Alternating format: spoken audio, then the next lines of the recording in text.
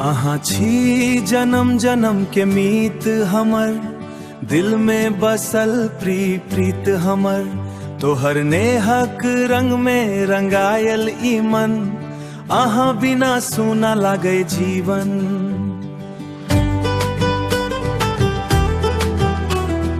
अहाँ बिना सूना लागे जीवन।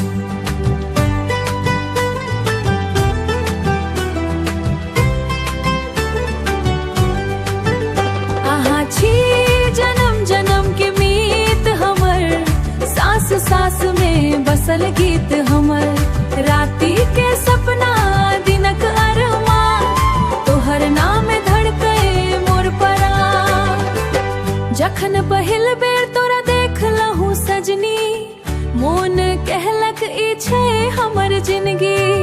तोहर नैनन में चांदनी के उजियार, तोहर मुस्की में बसल प्रेम अपार।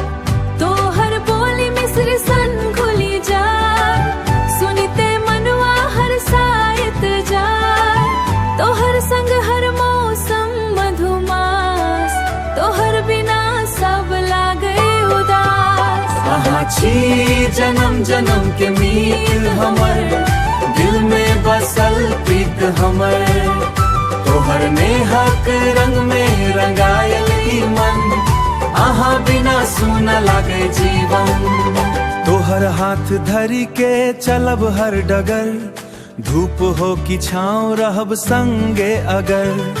सपना के घरिया सजाएब दू गोटे, नेहक दीप जराएब दिन राति छोटे छोटे। गामक पथार हो या शहरक रस्ता, तोहर संग हर मोड़ लागे सस्ता। दिलक धड़कन कहे बस एक बार, अहाँ बिना धूरा हर सौगा। रुसी जैबे त हम मना लेब प्यार सो, फूल बनी महकब तोहर संसार सो। जन्म जन्म तक नेह निभायब, हर जन्म में तोए नामक चांद सजत। दिल में तो हर प्रेमक दीप जरत, अहाँ छी मोर जीवनक जी। सच कहे छी रंग में रंगायल ई मन, अहाँ बिना सूना लागे जीवन। अहाँ छी जन्म जन्म के मीत हमर, अहाँ बिना सूना लागे जीवन।